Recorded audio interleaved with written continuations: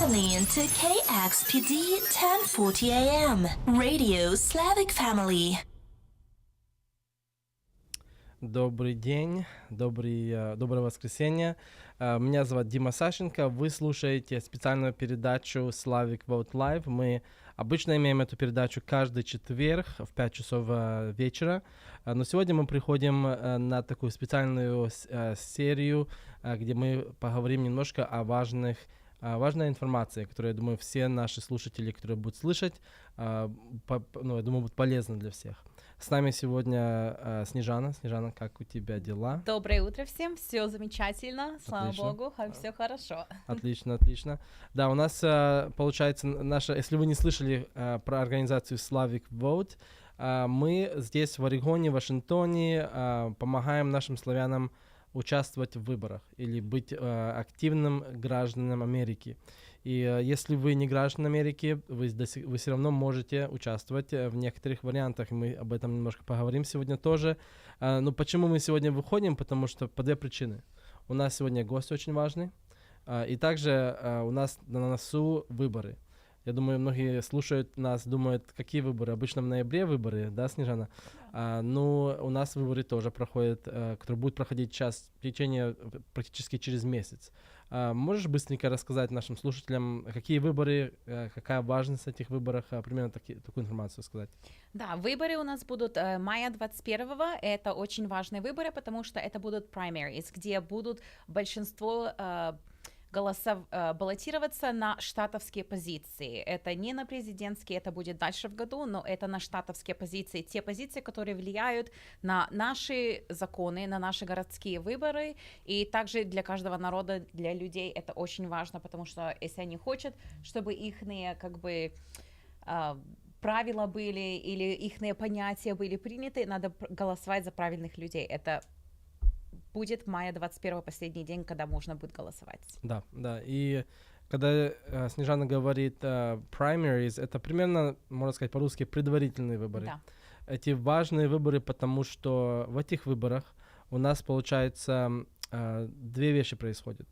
У нас, получается, те кандидаты, которые хотели бы быть на генеральных выборах, они будут баллотироваться сейчас в этих предварительных. И получается, обычно, когда мы открываем бюллетени, и мы спрашиваем, думаем, почему там один хороший кандидат, или, в общем, все такие плохие кандидаты. Это потому что в предварительных выборах те хорошие кандидаты, которые хотели бы быть, они не прошли, потому что там они были в этих предварительных. И обычно на каждую позицию, например, скажем, на позицию мэра города, там обычно 5, 6, 10 кандидатов, которые пытаются баллотироваться. А уже после предварительных выбираются только два самых, получается, тех, кто получили самую высокую номер голосов, они уже выходят в генеральные выборы в ноябре. И вот почему важно голосовать в предварительных, потому что часто всего хорошие кандидаты остаются, и просто люди не голосуют так часто, как нужно, и просто хорошие кандидаты не проходят. И вот почему очень жалко, что наши славяне и многие люди не голосуют. Если посмотреть на как часто люди выходят на эти выборы, обычно так 10, 15, 20% граждан выходят голосовать в этих выборах, а все остальные просто сидят и ждут, что будет в ноябре. И вот вы можете голосовать, это то же самое, как вы голосуете в ноябре, вы будете получать бюллетень и будете голосовать. Также, кто нас слушает, может быть, думают, как голосовать? Если я хочу голосовать, как зарегистрироваться, как заголосовать, что такое регистрация? Можешь быстренько подчеркнуть эту информацию? Да, кстати, чтобы зарегистрироваться, последний день это 30 апреля, вот у нас на носу, буквально через 2 дня. Это надо зарегистрироваться, чтобы голосовать. Это можно сделать на онлайн, или можно пойти в любой post office. Или избирательный участок да, тоже? Да, избирательный участок, и там заполнить форму, и все. И сразу же они поставят вас в систему, и вы уже будете как voter. Вы, да, можете голосовать уже. А также важно, когда вы выбираете, когда вы зарегистрируетесь, часто, когда мы замечаем, обычно всегда вопрос, что такое, почему там партии, да? Почему нужно выбирать партию? Можешь объяснить людям, почему нужно выбрать партию, и не просто выбирать там или оставлять blank, или выбирать там какую-то другую партию? Очень важно выбрать одну из две главных партий. Да, это важно, потому что когда приходит баллотнина, мы будем голосовать за людей. Если мы баллотируемся, наша партия, скажем, республиканцы, то мы будем получать баллет на всех республиканцев, и мы можем за них голосовать. Если мы не поставим никакую партию, то у нас не будет такой возможности. То же самое, если демократы поставят что они демократы, они только будут получать баллет только с демократическими именами. Они не будут получать республиканцев или еще там кого-то, они только свою партию будут получать, те, кто баллотируется на позиции. Да, так точно. Хорошо, Снежана, спасибо большое. Надеюсь, наши слушатели уже готовы голосовать, уже имеют всю информацию. Вы можете также зайти на нашу страничку slavicvote.org. На этой страничке вы найдете не только те места, где вы можете зайти и зарегистрироваться. Мы также говорим людям с Вашингтона, да, с Ванкувера. Если вы не голосовали или голосуете, у вас выборы недавно прошли маленькие, и также еще будут через пару месяцев. И вот вы готовьтесь тоже на похожие выборы, и вы будете голосовать, которые будет вот через пару месяцев. Если не ошибаюсь, в этих выборах также будет президенты, кандидат на президента, правильно? Я так понимаю. В ноябре. Ну, в предварительных выборах. Да. Потому что также получается, в этих выборах также будут орегонские предварительные выборы на президента тоже. И вот если вы хотите проголосовать за президента, вы также участвуете в этих выборах. Потому что, конечно, сейчас уже не так важно, но вот, скажем, пару месяцев назад там было 5 или 6 разных республиканских кандидатов и пару демократических кандидатов. Конечно, сейчас уже большинство все ушли, и остались одни кандидаты.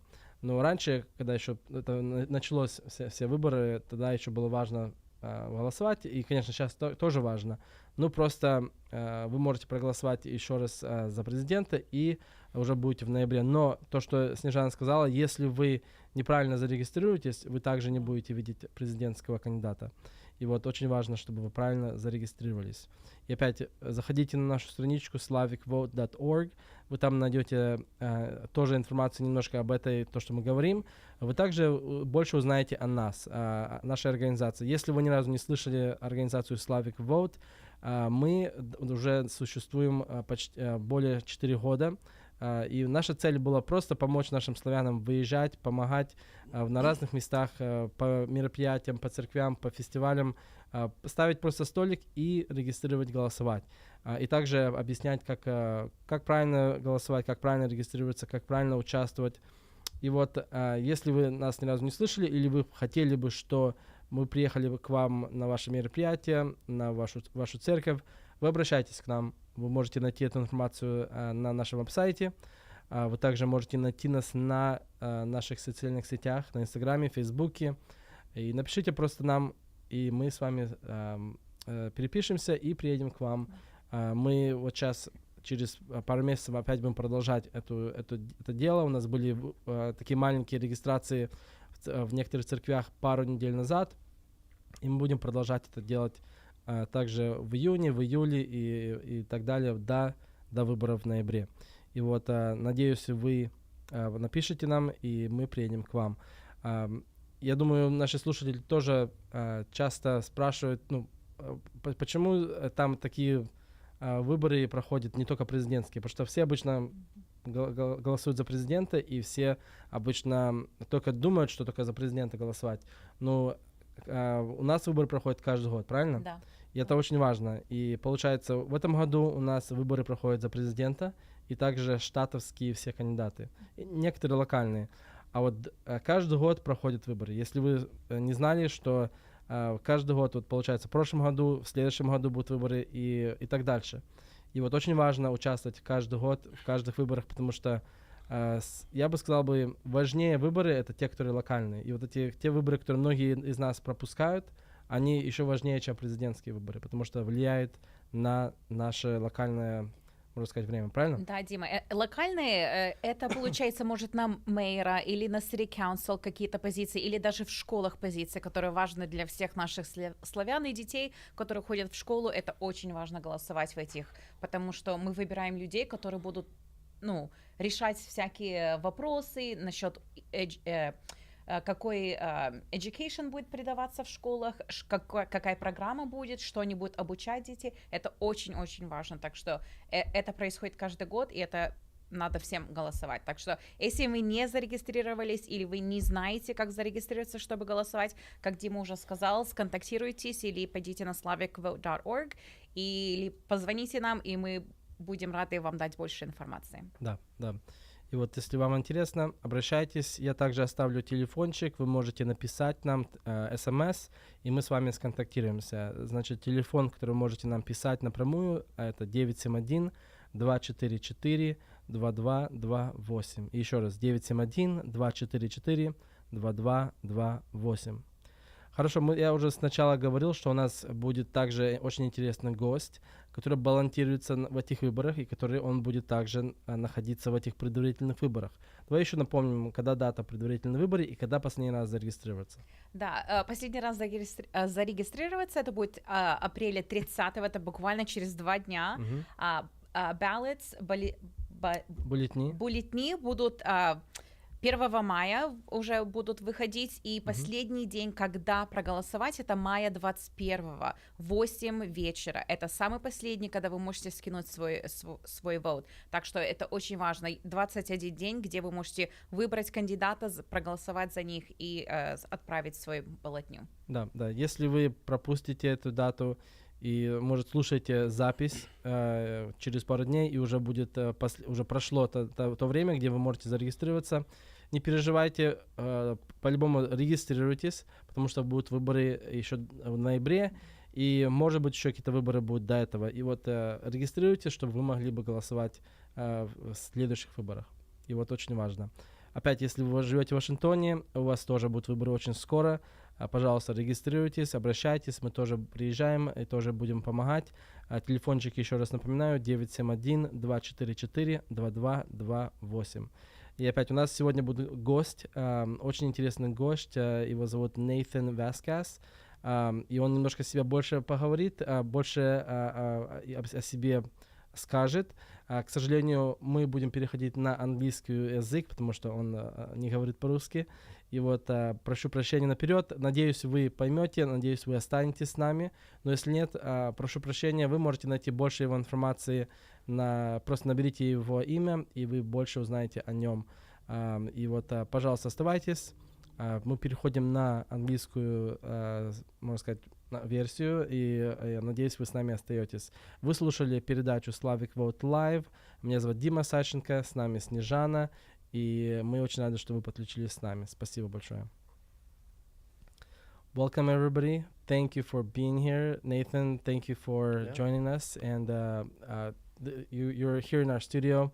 And I don't know if you ever heard about the organization Slavic Vote, but our goal from the very beginning was to engage the Slavic community, get them activated, and get them to be more engaged and be more aware of the candidates and some of the issues that we're seeing. So today on this program, we would love to get to know you more a little bit, what position you're running, why you're running, your story.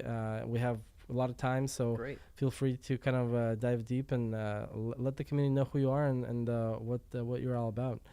So go ahead. All right. Well, fantastic. First and foremost, thank you so much for having me here, and thank you to Slavic Family Radio for having me. This is a great opportunity, and I love engaging with the community, and particularly with communities that maybe don't typically have as much of an opportunity to hear from elected officials. And so this is fantastic for me. So I really appreciate it.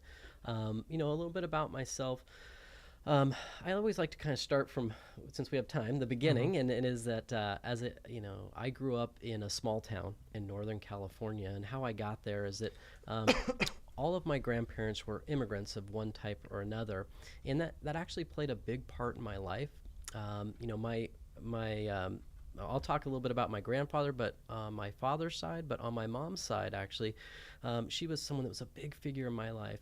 My grandma Betty, and she was actually from Yugoslavia, and so I had that, that Suchek part of my family that grew up with, and she was just this amazing, loving grandmother who, sadly, she died when I was young, but really had a big impact on me, and just that idea of family. And she would always bring us together for big family gatherings, and so we had this very tight knit group, that family group, that was wonderful.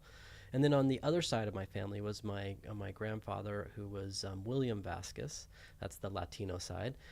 And so, with that side of the family, I got to see an amazing example from my grandfather, because he had immigrated from Mexico. He got pushed out by the Mexican Revolution and came to the United States and settled in San Francisco as a very young man. And he grew up on the streets of San Francisco. He put himself through medical school at UC Berkeley. And so for me, what I got to see was my grandfather as a community doctor. And so as a young child, I would go over to the house and spend weekends and Christmases and holidays and summers at my grandparents' house, and I would see all these people coming over to the house at all odd hours of the night. And it was always, as a child, I was like, I didn't fully understand until I got old enough that, oh, those are his patients. Because when I say he's a community doctor, he did everything from birth and delivery all the way to end of life care, and he saw his patients 24/7, 365 days of the year. And so, and the reason that the community loved him so much was, yes, he worked in the hospital, but you could come to his house and literally he took payment in eggs and chickens, because he cared, and he wanted to serve and help people. And that was my kind of that mentorship that I got to see as a very young person. And he spoke Spanish, obviously, so the migrant population loved him, because it was easy for them to connect with him. And so that legacy of service was really important to me. And then when I went to college, I was very fortunate.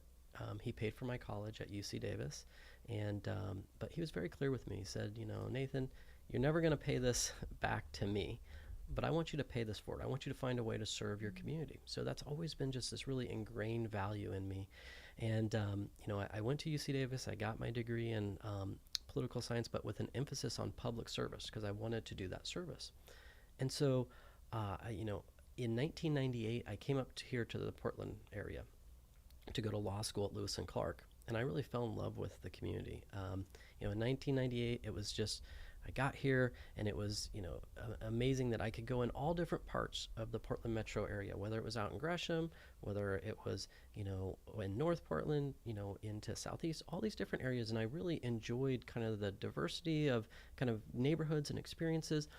But through it all, I felt safe, and I really enjoyed that idea that here I was, kind of a small town kid, but coming up to this what seemed like a big metropolis to me at that time anyways, but yet it felt very comfortable and nice, and I really enjoyed that. And so I decided to stay and raise my family, and that was in 1998. And what really brings me here today, and why I'm here, is that in law school, you're trying out different things, and you're trying different types. And I did some other types of law that, quite frankly, it was rough for me, because it was like watching paint dry, and I just was like, oh, so it's hard for me to get through my day. But then in 2000, so now we are about almost 24 years ago, I got an internship at the district attorney's office, and it was such a life-changing time for me, because I got there and I found myself all of a sudden I was coming into work at 7 a.m. and I wouldn't leave until after 8 o'clock at night, and I loved it. I mean, it was fast-paced, but it really, I got to get in there, and I was standing up for victims and fighting for the community, and I really felt like this spoke to me. And so I've never left. So I've been there for 24 years as a prosecutor, and I've worked every different type of kind of criminal law you can imagine, from juvenile law to domestic violence. I spent 3 of the hardest years of my life prosecuting child sexual abuse cases, and so I really done the whole gamut. Gun cases, all different things. And the past 10 plus years, I've just handled really the most complex and serious cases that happen in our community, and those are primarily homicides, and and then I've prosecuted kind of various types of very complex sexual assault cases, all that type of stuff. So I've been kind of at this now for almost 25 years, and just really trying to always stand up for victims and make sure that we're holding the people that need to be held accountable, hold them accountable. And so, that's why I became a prosecutor, because it was that kind of combination of my grandfather and that. But then really, why I'm here today though is because the last 4 years have been rough. And I mean, I look out in our community and I just see the changes that have occurred, and it really is a situation where I believe and know in my core that we can do so much better, particularly from a public safety standpoint. And I've seen kind of what the elected DA has done and how he's moved us in a particular direction. And my vision is much different. And my vision is one where we get back to that kind of feeling of what brought me here, right? That baseline of safety. And so I want to get us back there. And to do that, I have to run against my boss, and I've got to stand up for what I believe in. And I'm here ready to do that. And the boss you're talking about is Mr. Schmidt, right? That's correct. Yeah. So we see often in downtown those billboards, anti-Schmidt ads and things like that. For the community that might not be aware of why there's so much, I guess both sides of the aisle are kind of putting this kind of anti-rhetoric out there. What would you say is the reason why there's so much, interest to replace them? Yeah, I mean, I'll address those particularly. So those billboards were put on by a group called People for Portland. It's not one that I have any direct contact with. In fact, the way the election laws work, I can't. But I certainly can understand their kind of underlying frustration, right? And that it comes down to, the elected DA, Mike Schmidt, came in with this kind of very particular bend. He wanted to he wanted to literally prosecute less. It was under his kind of vision of like, hey, I'm going to promote some social justice cause by not doing the job of prosecution. And as a result, kind of simultaneously, we saw this like really massive rise of crime in our community. And it really was in all areas. It was property crime, it was in drug-related issues, and then in violent crime in particular. That was, we saw the murder rates just go through the roof. And sadly, we didn't see an adjustment. We didn't see it was at times he was doubling down and not in a way that met these challenges. And we're still in kind of the territory of record crime rates. And and from my position where I was sitting, I was going out to homicide after homicide and really looking at this thinking, first and foremost, those break my heart. I love helping families and do that, but it is such a terrible, tragic, thing to have happen that words can't even describe. And so for me, I got to a place where I was like, we are not meeting that challenge, and we're not doing that. And I think with those billboards, that they were seeing that frustration, they were feeling that, and they were seeing, we were having businesses leave because we're having businesses that are being broken into multiple times, windows smashed out repeatedly. We're seeing and this is the first time in my entire 25 years I've seen that we've had a population decrease where we had like 3% of the population left, and it's sad when you see people literally voting with their feet because the situation's gotten so bad. Well, Slavic community is definitely part of that 3% because I know all my family moved out. I'm guessing some of your family. And it's just for the last 2-3 years, every Sunday service at church, you see more than one or two families asking to leave and because they're moving to a different state. So it's definitely understandable. And do you have any questions you want to ask? Yeah, it's unfortunate what's happening to Portland because I grew up in Portland. And so Portland was my home. Downtown was the place to be as youth. I mean, that was our place, right? So we would go there all the time. But I mean, I truly haven't been down to Portland for quite some time now because it's like you don't know if you're going to get robbed. You don't know if you're going to get your car stolen. You don't know what's going to happen to you. And like you said, a lot of businesses are leaving. Portland used to be the #1 city to live in years ago, and it's unfortunate what's happening. So I appreciate you running and thank you for stepping up. And your story and your family story is amazing. And thank you. I applaud you for, wanting to do what your grandpa did and what he instilled in you. So thank you for that. This is also, yes, it's that culmination of service to the community that I feel, but it's also, very personal. I raised my kids here. This is, I've got two amazing kiddos, and we've had some really bad experiences, and it's really kind of brought home this kind of issue. My son, he's in high school, and one day he was taking TriMet, and he took it down, and he got off the bus, and he had about 10 blocks to walk to school, and he came home that night and just told me this story that broke my heart, and it was just like I out of that, it really brought this all home. He said, "Dad, I was walking along and I saw these people. They were all kind of gathered around, but they were all passed out on fentanyl." And of course, he's 17, so I'm like, "Son, how do you possibly know what it's like for someone to be passed out on fentanyl?" And he described it to me. He said, "Look, Dad, they were bent in half like this," and he said there was all this foil around them. And I was like, "Well, yeah. I mean, that's what it is." And it breaks my heart he knew that. But what he told me next really just, it crushed me. He said, "Dad, as I walked forward, there was only one sidewalk open because of some construction. And this guy came out of a tent with a hypodermic heroin needle and started jabbing it at me.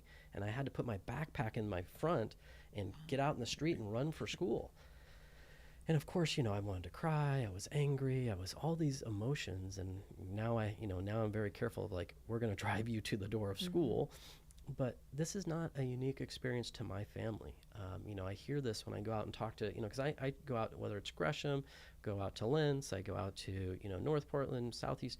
I hear this from families that, there's this issue of just this lack of safety.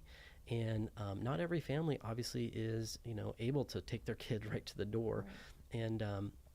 And it's just hard. I mean, I talk to the business owners, again, throughout the county, and they explain, similar type experiences of just, having random attacks and things. And what I always I say to my son and to the community as well is, we should never get to a place where that's acceptable. And I find that wildly unacceptable, and that we need to stand up against this and actually get back to doing the job of public safety. Yep. Well, to add what Snejana was saying, and to paint a picture, I was doing some research and looking at 4 or 5 years ago, our homicides were way low compared to what it's now. Oh. It's almost quadrupled in the last couple of years.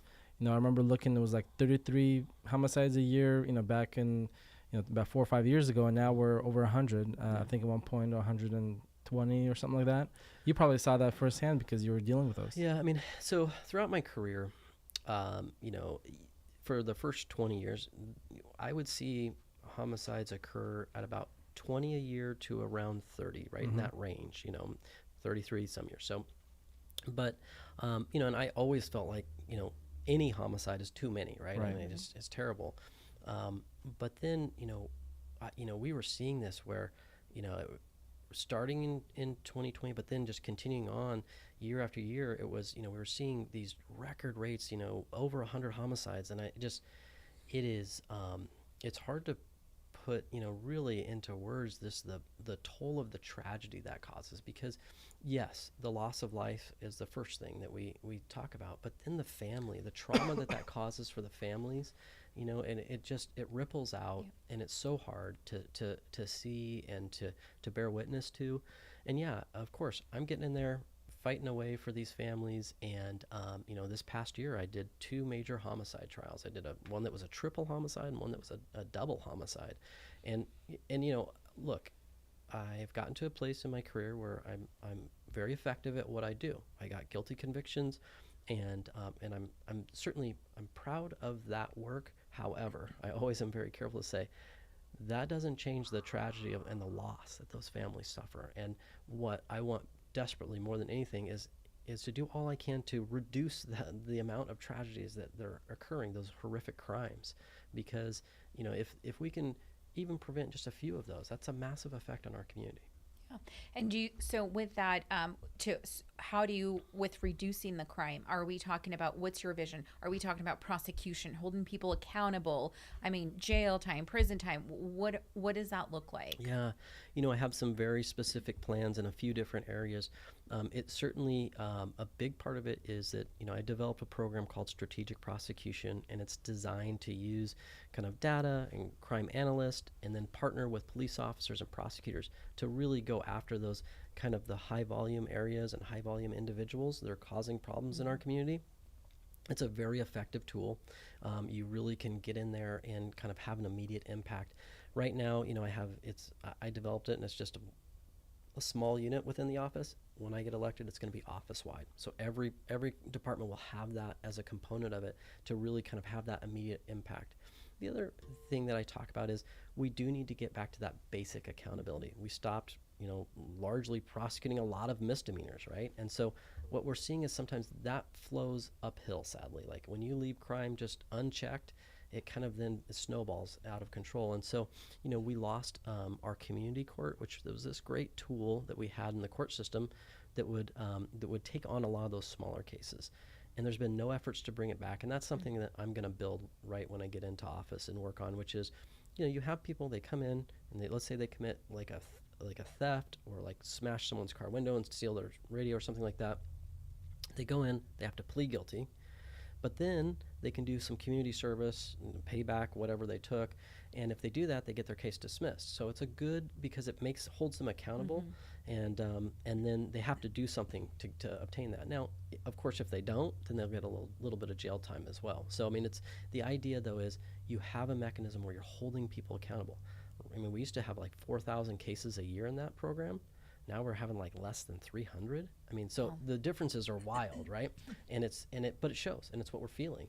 And when you do things like you have the community court, you do strategic prosecution effectively, you really can have an immediate impact on things like greater impact on car theft rates. You can deal with the violent crime because you see where, hey, these are areas where you're seeing violent, the shootings are out of control. You can kind of really get in there and dig into it because my approach is always very solution forward. Like I want to be out there active, working with the community, working with law enforcement to really take on these challenges.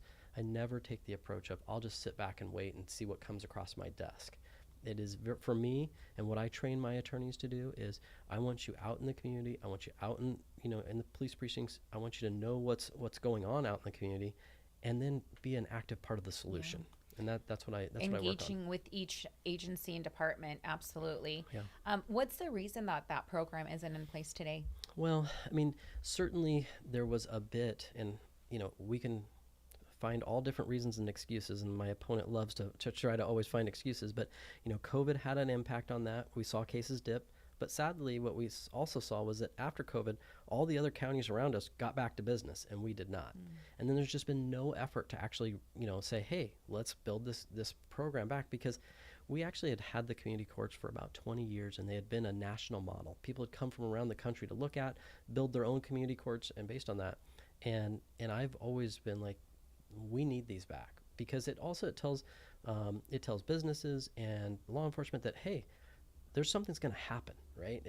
Because what we hear a lot in the community right now is this kind of what I call the crisis of confidence, and that people just don't feel like the system is actually serving us, doing the work that we should be doing. And that's where I want people to have that confidence of, hey, if I call the police, they're going to make an arrest. The police have the confidence of, hey, if I make an arrest here, the DA's office is going to do their job and follow through. And that's what we need to get back to.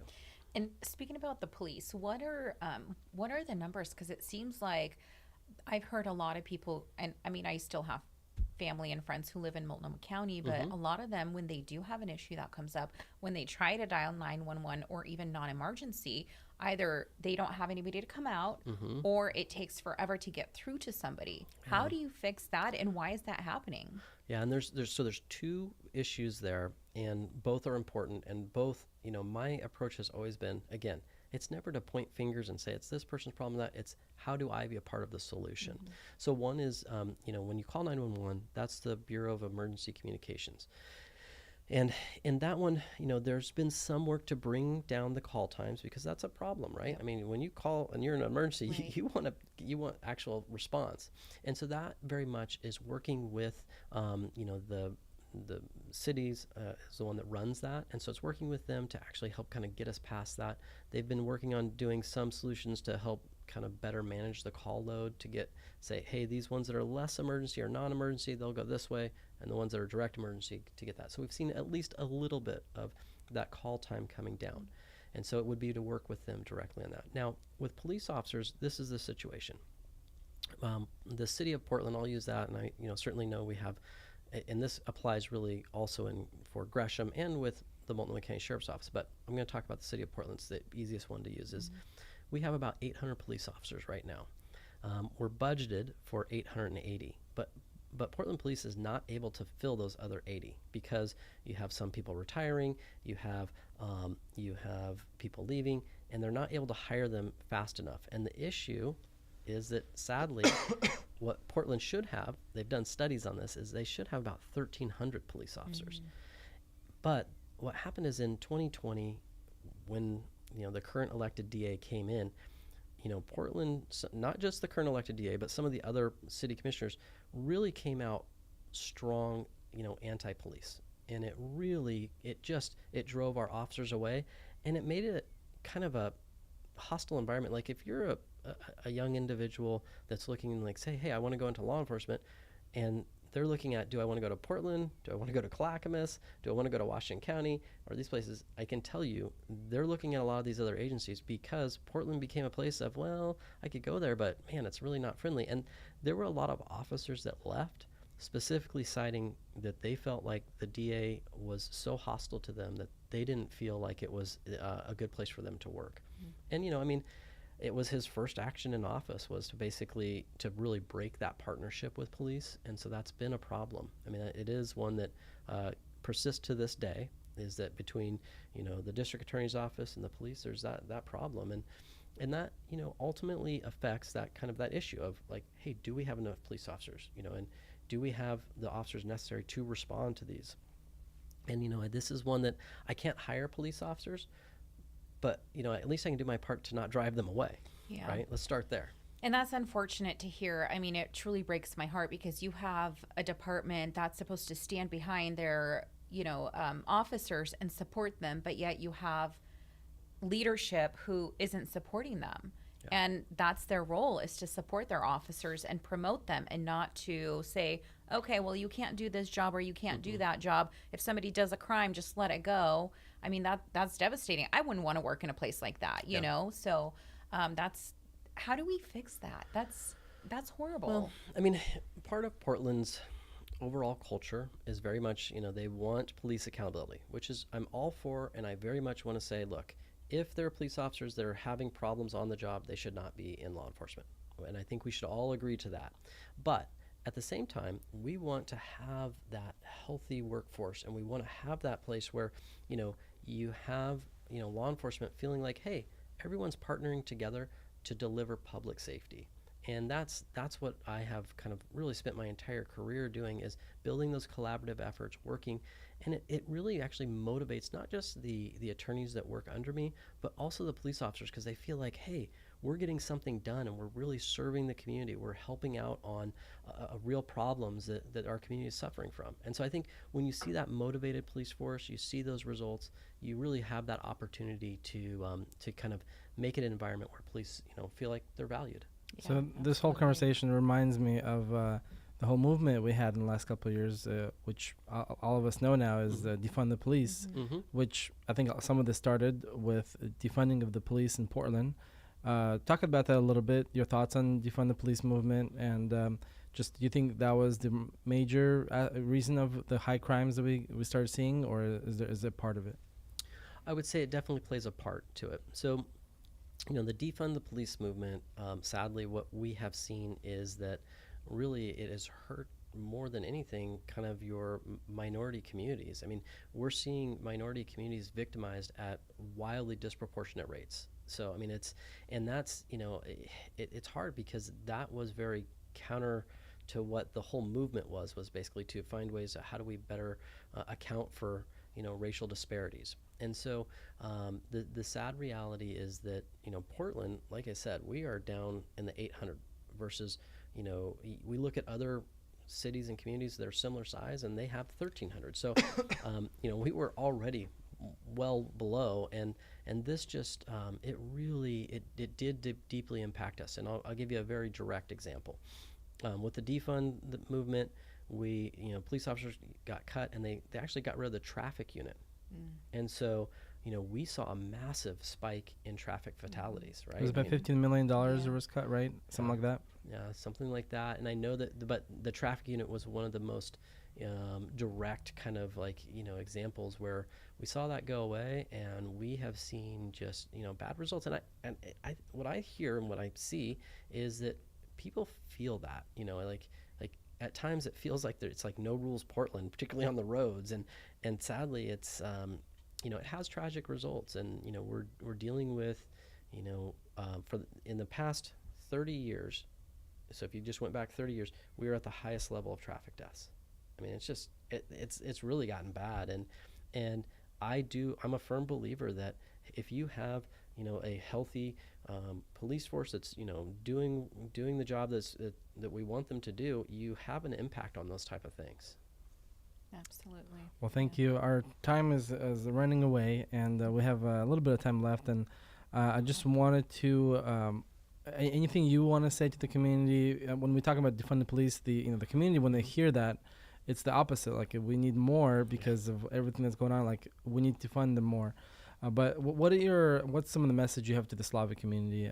And have you come across any Slavic folks when you're out there canvassing? Oh, yeah. When you're talking to them, what do they tell you? And some of the things that they share with you. Sure. I mean, a big one is they want to see us back involved, dealing with kind of getting rid of the drug dealing and the open air drug use. They want to see that really addressed, and it's something that I'm dedicated to ending kind of the open air drug dealing by the cartels that have come in, and really kind of helping those individuals that are struggling with addiction to get them into treatment and to do that. But overall, just to get rid of that big component and piece of that is really kind of weighing our community down. And I hear that from the Slavic community, that's something that they see and are particularly just so disappointed with. The other big thing is, I created a program that's designed to actually connect with kind of all different communities, but it's the MAPS program, and it puts district attorneys out into the community so that they can really have that opportunity for communities, whether it's Latino communities, whether it's Slavic communities, to have that, hey, I have an attorney that I can speak with that is, with the criminal justice system, so I can get my questions answered, and I can, find out all the different components if that's something that they need or are interested in. So it's something that, I feel is very valuable by connecting the community to the criminal justice system in a positive way. So I appreciate that. Yeah. Absolutely. Well, so the election that's coming up, right? That we got only a couple of weeks left, under a month. And we on the radio, we always talk about the importance of voting, why it's important to vote. What would you say to the community? Why is it important to vote? Yeah, I mean, this one in particular, I think oftentimes we hear that it's a primary election and people think, oh, I'll wait till November. But for this election in particular, it will be decided in May. So May 21st is election day. You'll get your ballots on about May 1st, and you can mail them in, drop them off. But it is one where this election, if you want to see public safety actually turn around and get some movement in that direction, this is one you need to vote in. And what I tell people is, this election will be decided because there's just the two of us on May 21st. And, my whole approach is, how do I help this community get back to a safe and healthy place? And I'm going to do it through, bringing back accountability, doing it in a compassionate manner, but using my over 2 decades of experience to really deliver that to our community. I know that there's been plenty of information out there about the shortcomings of my opponent, but I'm really more focused on how do I deliver that safety to our community. And I really, I know that we have been at this point where people want change, and I'm ready to bring that. Awesome. So how do folks find more information about you? Very easy. You can go to my website, which is quite simply just my name, nathanvasquez.com. And it will bring up my website, have all kind of the stuff I talk about. Also, if you just Google my name, you'll see interviews. You can get a better sense of this is who he is. And it's the same message every time, which is I believe we need accountability. We need to get our community back on track. And I'm here to bring all of my experience in doing this job, my commitment to victims, my commitment to the community, to actually help us get to a better place. Thank you for that. And we talked about in the Russian segment, the sad news about the primary elections. We always see this, low turnout. So how do you change that? What are your thoughts on that? And because we Yeah. always see such a bad turnout, and then people complain why they have bad candidates in November. What are your thoughts on that? Yeah, I mean, a couple of different thoughts there. One is, I'm always going to be very active and direct. I'm out right now. I was out this morning. Was out yesterday. I'm knocking on doors, telling people, trying to bring out turnout as much as I can, because I want people to vote as much as I can. I want to be accessible. I want to answer questions. So I'm working hard on that. So because that's the immediate thing. I also see, I'm not a huge fan of what we call closed primaries. I think that drives turnout down, because if you are either a non-affiliated voter, or you're a part of one party or the other, it oftentimes it makes people feel like, well, this one's not important, and so they don't pay attention as much. I would much prefer to see an open primary format where it would help us increase voter turnout. And you'll be on either party. If somebody's registered on Republican or Democrat, you'll be on both. Yeah, because the district attorney's office is actually a nonpartisan race. Right. My opponent loves to try to bring in like petty politics as much as he can, and I can tell you my position on this is, I believe that where I'm at, which is I'm an independent, is that not either Democrat or Republican, but is that because it's a nonpartisan position, I should be doing my best to just fairly apply the facts to the law, and that's where I believe a prosecutor should be, and whether it's in Multnomah County or in Texas or Maine or New York, my belief is you want a prosecutor who is A, experienced, and B, does everything they can to represent victims, community safety, and above all is fair and balanced, and that's what I bring. Yesterday I was asking some folks questions. What are some of the questions I should ask you? And the number one comment that was like, "There's no questions, just apply the law, apply the law," and that things will start changing. Yeah. So Everybody wants safety. That's the biggest thing. Everybody wants to feel safe in their community, on the roads, their kids walking to school, from school, just being outside. Yep. I mean, we see kids inside these days. Nobody's really outside unless there's a parent, right? And that's sad to see. And so safety is definitely what people want to see. They want to feel safe in their communities. So sounds like that's your plan and your goal to bring that back, and very much appreciate it. So absolutely, keep up the good fight. Well, thank you. I really appreciate it. And the last 4 years have been rough, but the only way we're going to get to someplace better is let's get in a leader who has the experience and the desire for change, and that's what I'm bringing, and I'm excited for it. I really feel like our community is amazing. We love this area. It has so much potential, and we're right there. I think we just need to get back to that baseline of safety, so that everyone can do all of the amazing businesses, restaurants, that they're doing in a way that they feel like, hey, this is my community. I feel safe here, and I can grow here. Right. That's what we all want. It'd be nice to see Portland be #1 again. So, yeah. Any other questions you want to ask before we close it? I think I'm good. Yeah, thank you for coming. We appreciate you. Oh, With election, the ballot that's coming up, again, May 1st are the ballots dropping. The 30th is the last day to register of April. May 21st, if I got that correct, is the day of the election. What are some of the candidates that what are some of the names or some of the candidates that people are gonna see on their ballots? Yeah. Specifically that you want to highlight, maybe that's gonna affect you. Certainly, I work a lot with kind of the county commissioners, and so there are 4 different of the 5 county commissioners, there are 4 that are up for election. So on the east side, you have Julia Brim Edwards as someone that I have an immense amount of respect for. She's been doing a lot of good work there. She's up for election. On the west side, there is Vadim Madursky.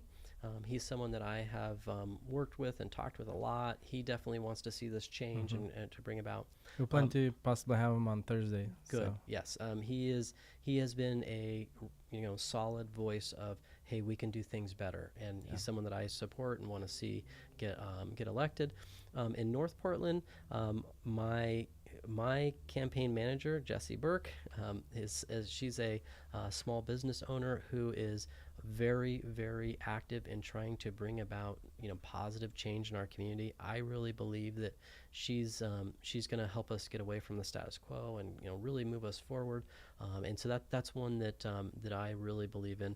So Jessie Burke is your campaign manager as well. She and is. I know she's running. And Yes. I just recently been kind of looking into Yep. her campaign, so that's cool. Yeah, That's good to know.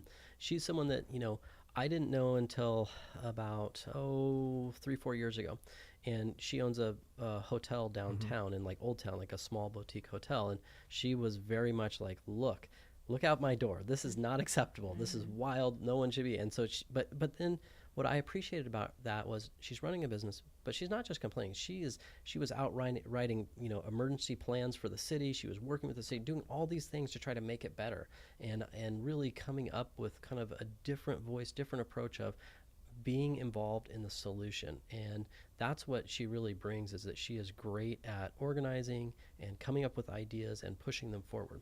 So that's why I'm a big supporter of her. And then the other one is that out in kind of the Gresham East is Vincent Dixon Jones. I've known him for a long time. Sadly, I met him because over 10 years ago, I responded to, and because I go out to the scene of homicides, but his brother was murdered, and so I that was my case, and so that was how I met him. And so I've known Vincent and his family for a long time, and he and his family have been involved in trying to look at ways to reduce violence and to really kind of engage with the system and how do we do things better. And so, he's someone that I regularly talk with and really appreciate his voice as well. Yeah, that must be difficult going to all these homicide cases, and with the rise in the last couple of years, that's just probably made it even worse. It's it's definitely a difficult part of the job, but it's one that I'm a firm believer in. How I lead is by doing. I'm never one that I want to send out my young attorneys to go do something that I'm not doing. And I am very much, I'm there at 2 a.m. with officers at crime scenes. I am very much, helping throughout the entire process. I go out to the community to sit in the victim's living room, to talk with them, to, show them that, this is so much more than a job to me. This is my commitment to them. And it's something that, our community needs. It needs that leader that really believes in this. And we've lacked it, sadly, for 4 years. And from the leader, and so that's what I'm bringing. Well, thank you for that. One more time, please share where folks can learn more about you, maybe volunteer for the short amount of time that's left. And we're out knocking on doors all the time, and we would love to anyone that would like a yard sign. If you contact our campaign, it's just through the website, which is nathanvasquez.com. And you can email us in. We will literally deliver it to your doorstep. And we've got the yard signs. We're out knocking on doors. We love volunteers to come help with that. Certainly donations are welcome. But yeah, it's nathanvasquez.com. Thank you. It was a delight talking to you. Yeah, thank you. Really good to meet you, and looking forward to your campaign. And I think the city is ready to have someone new run it. Great. Oh, Well, yeah.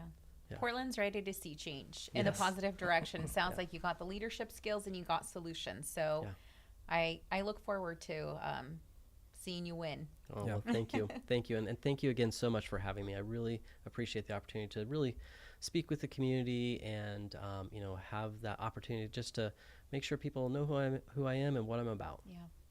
Awesome. Thank you very much, John. Thank you for coming and joining us Thank again. you for having me. Yeah. Thank you for all our listeners.